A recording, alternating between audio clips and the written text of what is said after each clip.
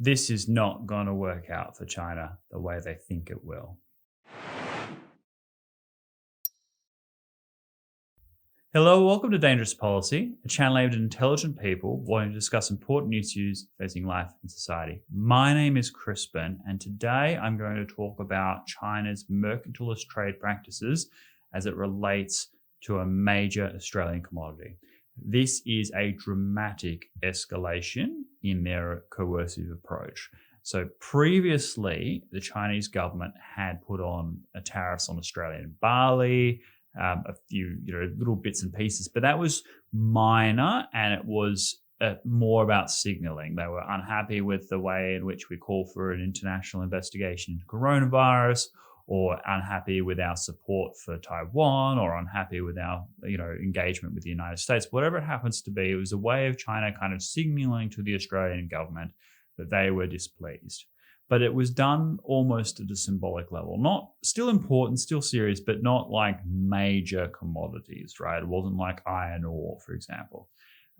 Whereas now, China has slapped a 170% tariff on all Australian wine exports to China. Now, for context, Australia has a massive wine industry, massive wine export industry, and 40% of all Australian wine exports go to China. So that's hundreds of millions of dollars a year from different parts of the various regions. I think it's around $650 million to China every year from the wine industry.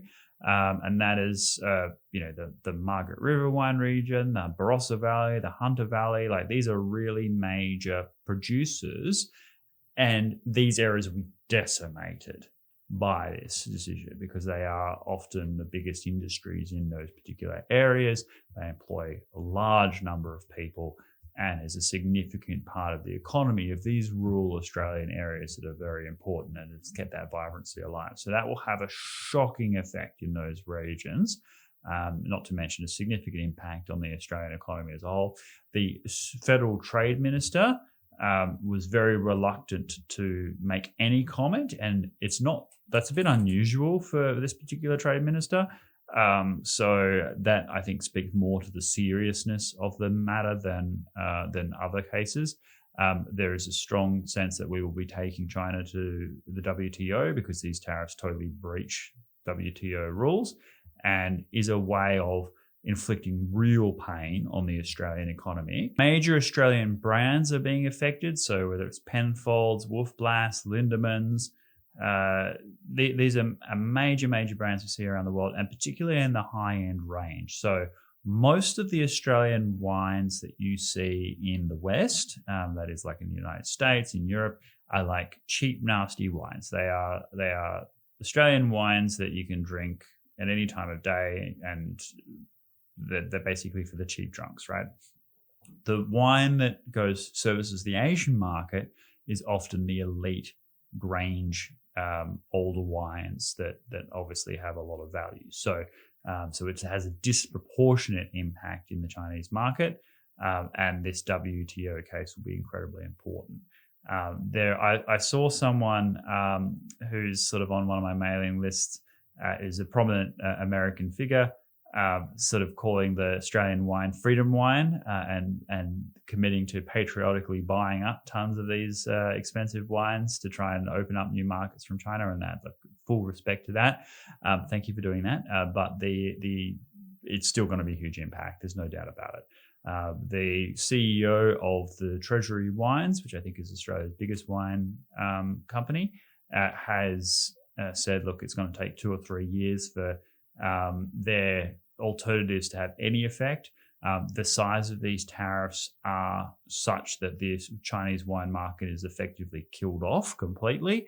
And so these wines will have to be relocated to new markets in other parts of the world, and that's going to take several years to establish, not to mention all the lost future opportunity that would have had from continuous Chinese growth. So huge impact on the Australian market, and done purely for political reasons.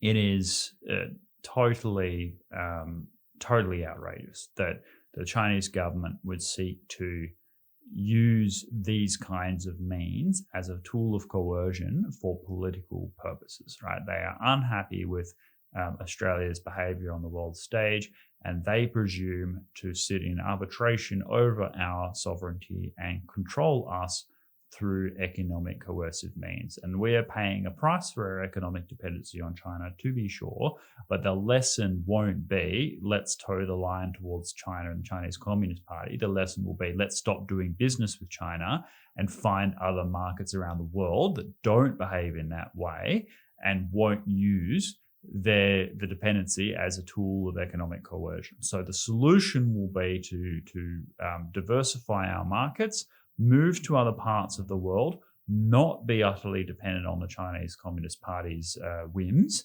And as a consequence of that, I think many other countries around the world will take the same signal. Australia has become a bit of a canary in the coal mine in that sense. So other countries are starting to wake up to the risks of being dependent on China, and they are likely to find other markets as well. So we'll be focusing on Japan, on India, on Korea, on Brazil and places like around the world that are emerging to shift our wine market. I think that it's going to be an interesting case when it comes to the supply of raw materials, because for a lot of these materials, China doesn't have strong alternatives. I think it's highly likely they will continue to depend on Australia's sort of iron ore, for example, precious earth metals, that sort of thing. But Australia itself will want to look at other markets for export. So it might actually be in the long term, the shoe becomes on the other foot, that China is unable to source some of these products from other parts of the world, and Australia has, because of their abusive conduct, sought to diversify to other markets. But this is also incredibly dangerous for what it means for the rest of the world, in the sense that as there was this sort of theory, this sort of integration peace theory, that because we are so interdependent in trade relationships around the world, that would actually be a strong peace effect, because, yeah, we don't want to rock the boat too much with our relationship, because then we will have economic costs. Well, that is being blown out of the water.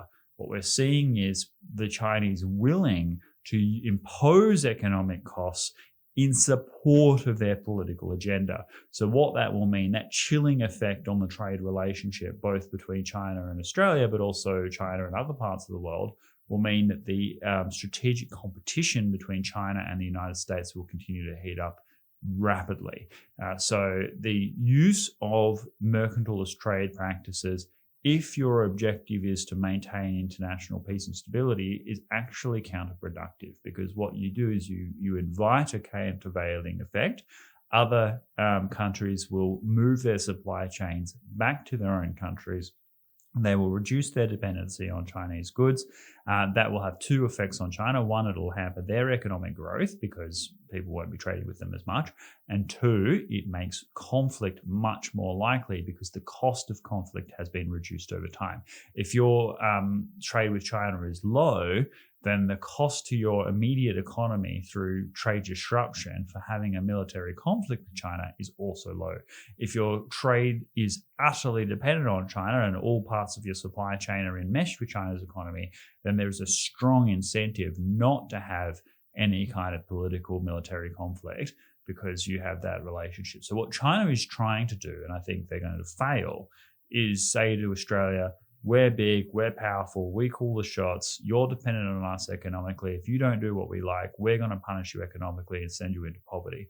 The lesson that Australia will take is not, oh, let's all kowtow to the Chinese government. It will be, let's find some other friends. So China, you have behaved appallingly towards the Australian government, and the people you're affecting are just innocent people. They're doing their job, working wine industry, and they've supplied you with the excellent product for many years. They've worked hard to build up those trade relationships, and now you're throwing sand in their eyes for no reason other than you're unhappy with the Australian government. And if you think that the result of that will be us to bow and scrape and beg forgiveness, you do not understand the Australian character at all. That's my view. If you have any comments down below, please leave them. That would be great. I'd love to have an engagement on this. If you're not following and you're just watching this as a shooting star, please consider subscribing. We talk about a lot of these issues a lot of the time, a lot of global important subjects. So please consider following us so we can continue to send you good content. Thank you very much, and I will see you next time.